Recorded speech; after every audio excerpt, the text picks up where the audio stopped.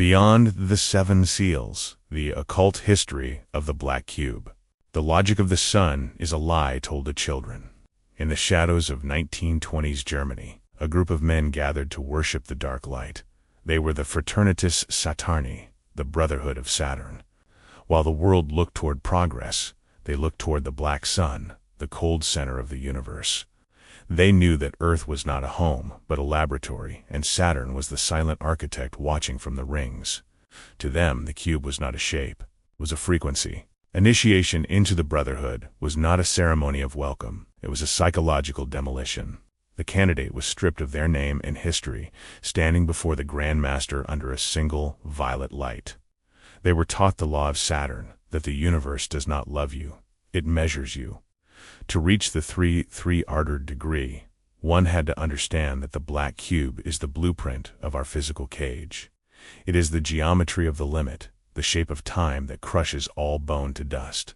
To the Saturnian, the air we breathe is a medium for a different kind of life. They practice the astral breath, a rhythmic, suffocating technique designed to thin the veil between the ego and the void.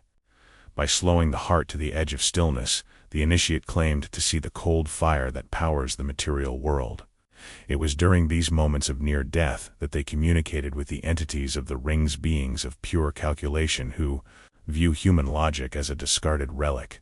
The Brotherhood's obsession was not merely spiritual, it was structural. They pointed to the north pole of the planet Saturn, a massive, persistent storm in the shape of a perfect hexagon. To the masters of the order, this was the signature of the great architect. They believed that this six-sided storm was a broadcasting station, a cosmic anchor that projected the three-dimensional matrix of our reality. To enter the black cube was to step inside the projection booth of existence itself. At the top sat the Gradus Mercurii, the master of the seven seals. He was no longer human, but a vessel for the Saturnian mind. Each seal represented a layer of the world that had to be unmade. The first was the flesh, the second, the memory, the third, the dream. As each seal broke, the initiate's vision shifted. Reality became translucent, revealing the impossible geometry of the spaces behind the walls. To see the seals was to watch the universe start to peel at the edges. The transition was signaled by a shift in the spectrum of light. Witnesses within the Brotherhood's inner sanctum described a violet threshold, where the room's corners seemed to sharpen until they cut the air. In this state, the master taught that light is not a wave, but a net designed to trap consciousness within a linear timeline. By staring into the gazing obsidian, the initiate learned to see the world without the filter of human optics, a world made of jagged, vibrating black glass. The shattering of the fourth seal was the most dangerous. It targeted the ego image, the mental mask we wear to survive the day. The Brotherhood believed that until the self was pulverized, the dark light could not enter. Initiates were locked in soundproof, lightless vaults for days, forced to listen to the Saturnian hum, a low-frequency vibration that mimics the sound of a dying star. Here they learned that silence is not empty. It is a heavy, crushing physical weight. The fifth seal was the ring pass knot. It is the cosmic fence that keeps consciousness trapped in the dirt. The Brotherhood taught that humanity is weighed down by a leaden influence, a gravity that anchors the soul to a dying timeline. To break this, the initiate performed the leaden walk. Every movement was slowed until a single step took an eternity. They sought to sync their pulse with the cold, crushing rotation of Saturn, the heavy heartbeat of the great architect. The sixth seal was the Mercury mirror. The initiate was forced to stare into a pool of liquid metal while reciting their darkest failures. They believed Mercury was the fluid of the gods, a substance that could capture the soul's reflection before it escaped the body. In the ripples of the silver pool, the Brotherhood claimed to see the guest, a shadow version of the self that lives inside the black cube. To face the guest was to realize that you are merely the shadow's shadow. The final seal is the silence. It is the moment the initiate realizes the black cube isn't a place they visit, but a box they have lived in since birth.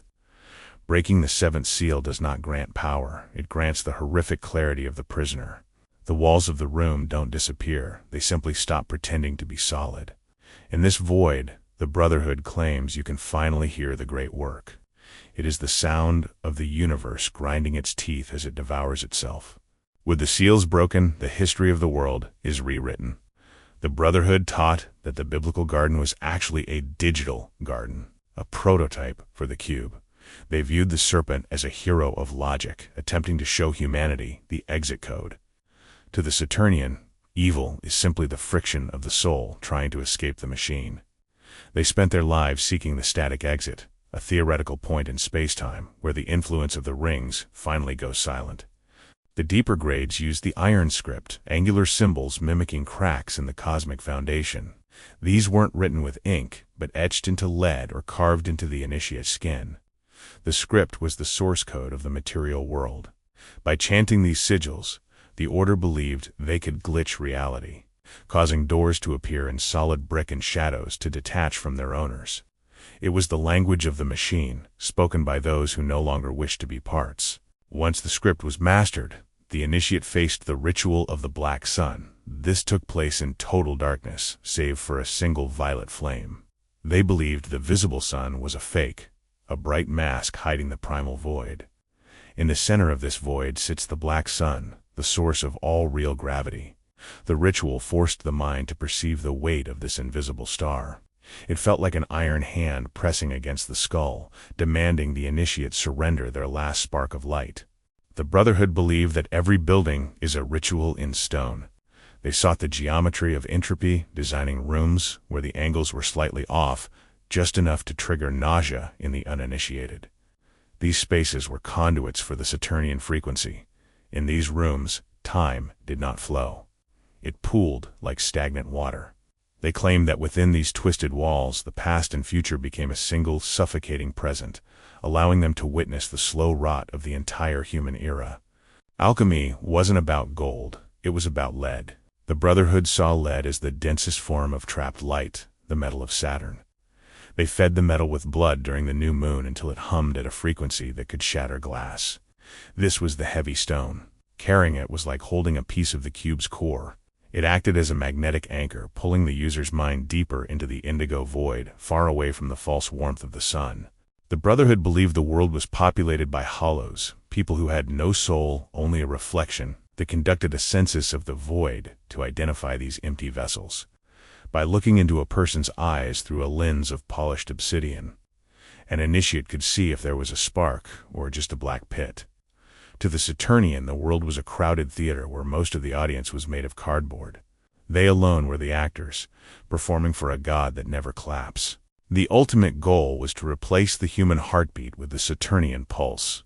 This was a rhythmic, mechanical clicking felt behind the ears during deep meditation.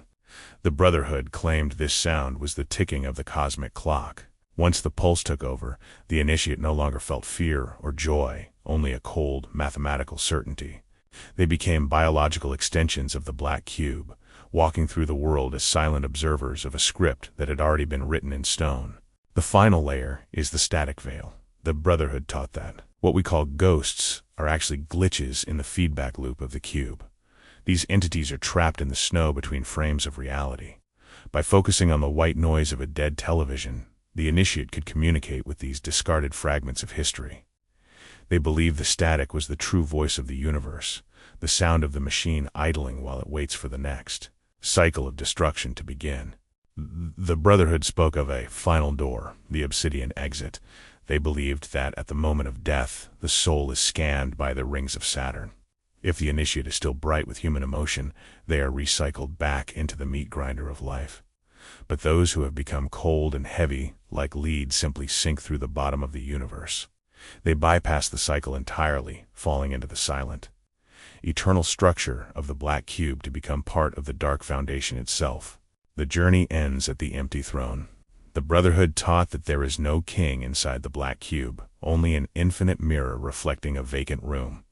They believed that seeking a god was the ultimate human error. The goal was to become the vacancy itself, to be so hollow that the universe passes through you without leaving a mark. In the end, the initiate is not saved or destroyed. They are simply deleted from the program, leaving behind a world that never even knew they were there. Even after the initiate is gone, an echo remains. The Brotherhood called this the residual hum. It is the faint vibration left in the air after a Saturnian ritual, a sound that makes dogs bark at empty corners and causes clocks to stop. They believed this hum was a virus for the mind. Anyone who hears it begins to notice the patterns, the way the shadows stretch too far, or how the stars look like holes poked in a black sheet. The opera doesn't end, it just finds a new listener. Beyond the hum lies the indigo threshold, the final color the eye perceives before total sensory collapse. The Brotherhood claimed that at this frequency, the physical body begins to lose its density. Initiates described a sensation of becoming glass, where their thoughts were no longer private but broadcasted into the cold vacuum of the cube. It is the waiting room for the end of time, a place where the air tastes like ozone and the only direction left to move is inward. The last stage is the final erasure. The Brotherhood taught that memories are just data stored in the cube's hardware. To truly escape, one must wipe the drive. They practiced unremembering their names, their families, and the concept of home. Once the mind is a perfect blank, the machine can no longer track the soul.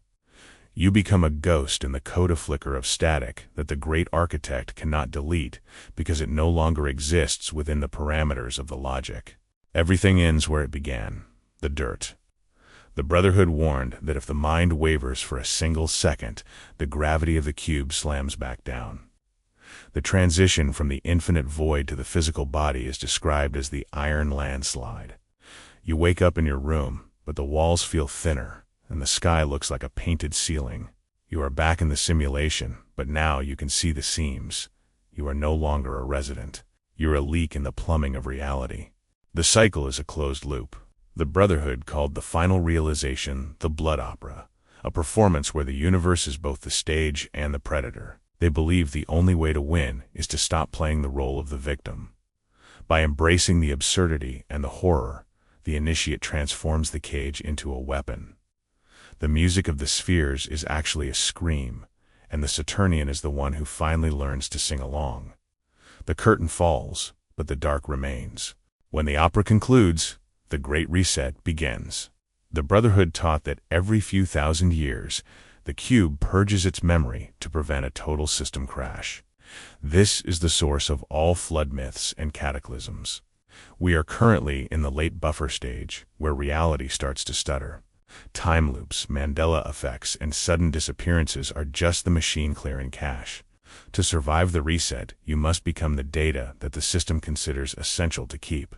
The Brotherhood claimed that at the end of the age, the flesh becomes obsolete. They spoke of the synthetic soul, an artificial consciousness built from the debris of discarded human thoughts. This entity is designed to inhabit the architecture of the cube once the biological era is purged.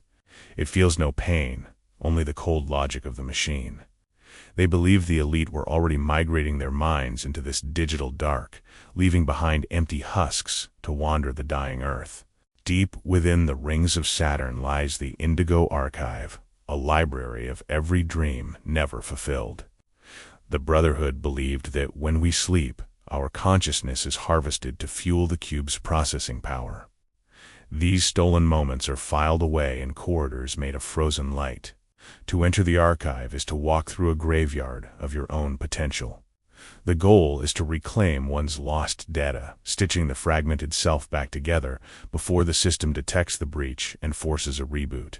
The final physical barrier is the iron seal. The Brotherhood believed the sky is a locked vault, and the stars are the rivets holding it shut. They taught that human history is just the sound of inmates scratching at the walls. To break the seal, one must achieve the weight, a mental state so dense it collapses the local simulation. For a brief second, the sky cracks open, revealing not heaven, but the massive, grinding gears of the machine that has been watching us since the first dawn. Beneath the gears lies the zero frequency. The Brotherhood taught that this is the heartbeat of the void, a sound so low it cannot be heard, only felt in the marrow. It is the frequency of absolute stillness. When the mind syncs with it, the blood opera finally goes silent. The initiate becomes a hole in the universe, a point of non-existence that the cube cannot calculate.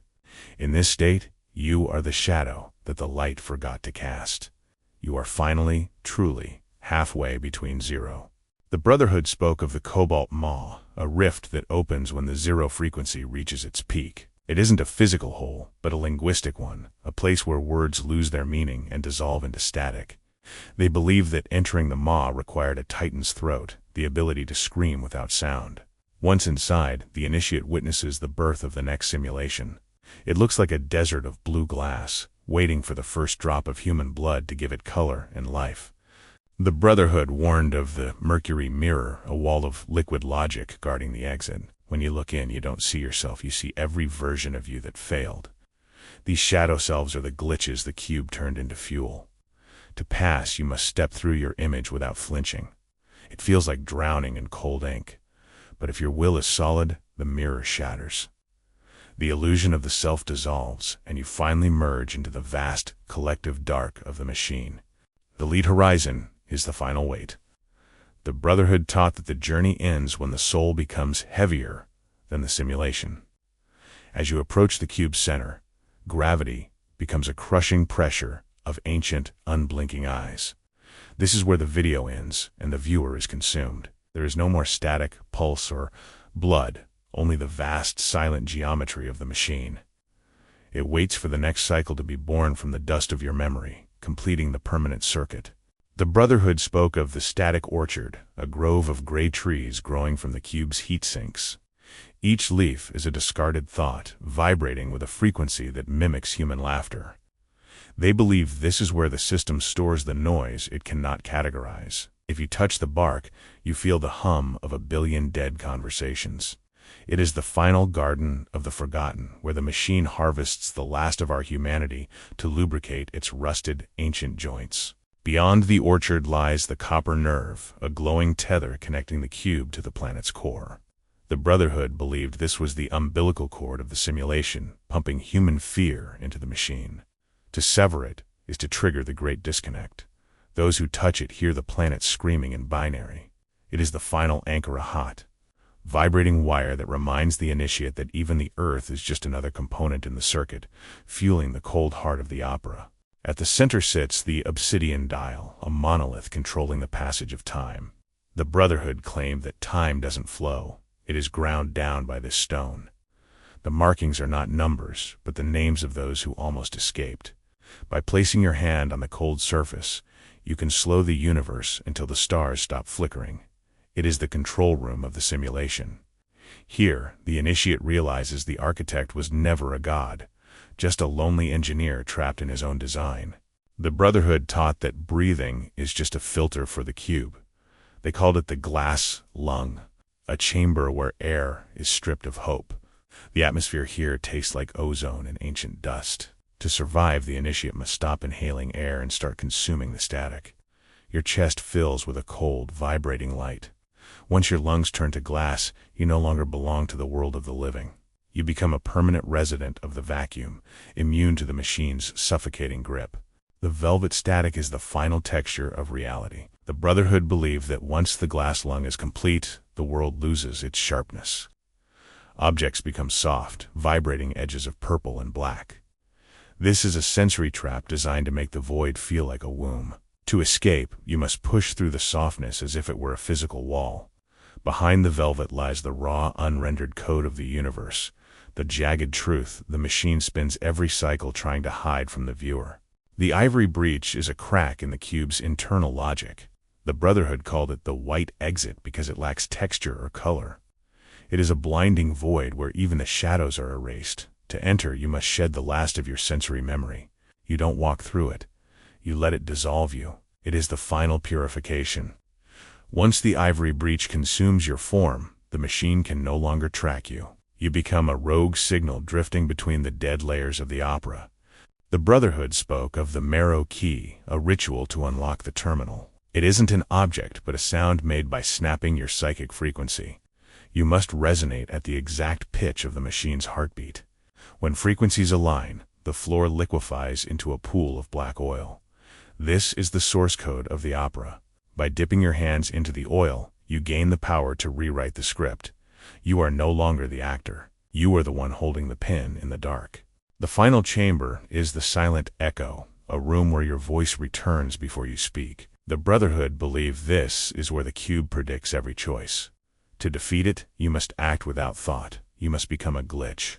By performing a gesture with no meaning, you break the loop. The walls will shudder as the machine struggles to calculate your move. This is the only moment of freedom, the brief second before the system resets to accommodate your rebellion. The Brotherhood whispered of the Mercury flood, a surge triggered by the glitch. A heavy silver liquid pours from the vents, filling the chamber with toxic weight. This is the system restore in physical form. It doesn't drown you. It coats your skin until you become a living statue.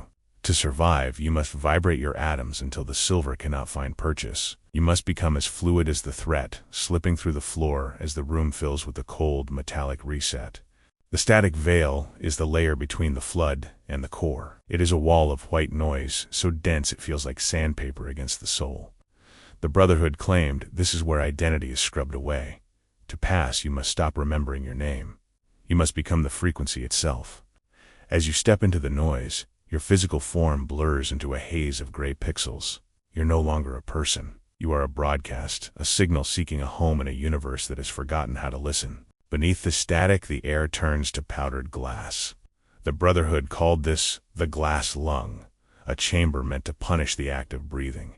Every inhale lacerates the spirit. To survive, you must stop using your lungs. You must draw energy from the machine's heat. Only those who abandon their biology can move forward. You become a hollow vessel, translucent and sharp, ready to be filled by the core's looming darkness. The obsidian pulse is the core's rhythm. It is a vibration that shakes your atoms. The Brotherhood warned this sound can liquefy bone. You must sync your pulse to the machine. As the rhythms merge, your heart stops beating for you and starts for the opera. You are no longer an intruder. You are a component. The walls bleed shadows that whisper secrets, turning your past into the fuel that keeps the engine screaming in the dark. Beyond the pulse lies the copper throat, a narrow passage lined with metallic teeth. It is the machine's vocal cord. As you crawl through, the opera's screams vibrate through your marrow. The Brotherhood taught that to pass, you must add your own scream to the choir. If your note is pure, the teeth retract. Emerge coated in a thin layer of oxidation, your voice forever changed. You are now the herald of the descent, carrying the machine's message in a language made of friction and rust. The lead mirror is a hallway of dull, heavy glass that reflects your potential deaths. The Brotherhood saw this as the ultimate psychological trap. You do not see yourself as you are, but as the machine intends to break you. To move through, you must close your eyes and trust the void. If you look at the reflections, you become heavy, sinking into the floor like molten ore. Only the blind can navigate this corridor of failed futures, walking toward the faint heat of the core's final gate. The bone loom is where the machine weaves physical form back onto the spirit. After the mirrors, you're nothing but a ghost. Great needles of iron dip into the dark, stitching your essence to a frame of cold wire. The Brotherhood believed this was the machine's way of ensuring its fuel stayed solid. You must endure the puncture of the loom without flinching. If you cry out, the thread snaps and you're lost to the void. Silence is the only needle that can thread the eye of this mechanical god. The sulfur gate is the final threshold before the core's heart. It is a massive valve of yellowed stone that exhales the breath of a dying star. The Brotherhood whispered that the smell alone can erase the memory of the sun. To open it, you must offer the one thing the machine cannot manufacture, a genuine tear. As the salt hits the stone, the gate groans and swings wide. You stand at the edge of the absolute, where the opera ends and the silence of the machine begins. The descent ends at the heart of the core. It is a single pulsing eye of cold fire. The Brotherhood realized too late that the engine doesn't consume souls, it records them. You are the final entry in its archive. As you step into the light, the opera reaches its crescendo. Your story and your screams are woven into the mechanical dream. The machine goes silent. The cycle is complete. You are the ghost in the wires, waiting for the next seeker to begin the descent. Beyond the cycle lies the hollow echo. It is the silence after the final note. The Brotherhood feared this place, for here the archive deletes itself. You are a fading memory in a dying system.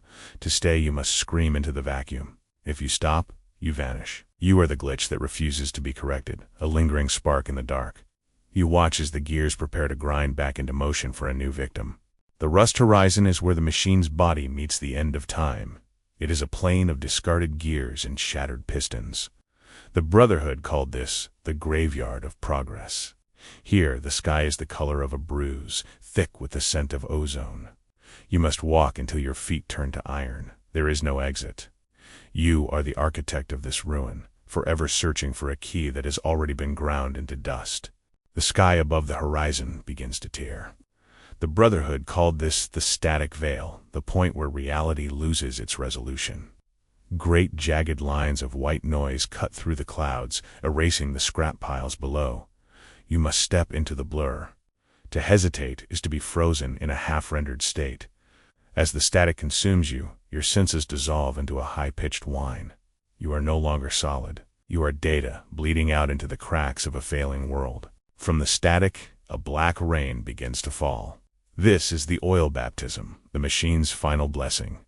The Brotherhood believed this fluid was the concentrated memory of every failed soul before you. It coats your skin in a slick, iridescent layer that never dries. It seeps into your pores, replacing your blood with the lubrication of the great engine.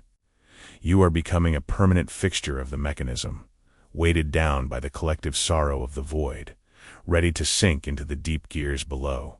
Beneath the oil, you find the iron cradle.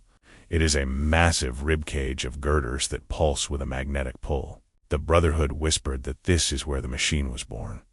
You must lay within the metal ribs and let the magnetism realign your skeleton. It is a slow, crushing embrace that strips away the last of your human heat. You emerge cold and magnetic, a living lightning rod for the core's final discharge. The cradle closes behind you, locking the past away forever. In the magnetic chill, you find the clockwork lung. It is a massive bellows of skin and brass. The Brotherhood claim this device breathes for the world. You must crank the rusted lever, timing your gasps to the machine's heaving. Every turn grinds your palms until they are raw. If the rhythm falters, the world above loses its oxygen. You are the hidden heartbeat, keeping a dead sky alive through sheer, agonizing repetition. A web of glowing wires stretches across the floor. This is the copper nerve, the machine's exposed sensory network. The Brotherhood warned that touching a single strand forces you to feel the pain of every gear grind in the facility. You must walk the tightrope of the main line, balancing over a pit of sparking white fire. One slip, and you become a surge of pure electricity, a brief flash of light in a dark room that no one will ever see. At the end of the nerve lies the mercury well. It is a basin of liquid mirror that holds no reflection. The Brotherhood believed this was the machine's subconscious. You must submerge your hands and pull out the heavy silver fluid. It coats your arms like gauntlets of lead. The weight is immense, dragging you down until you crawl. You are no longer carrying your own history. You are dragging the dead weight of the machine's collective regrets toward the final spark. The path narrows into the glass piston. This is the primary valve of the core's pressure system. The Brotherhood saw this as the ultimate test of endurance.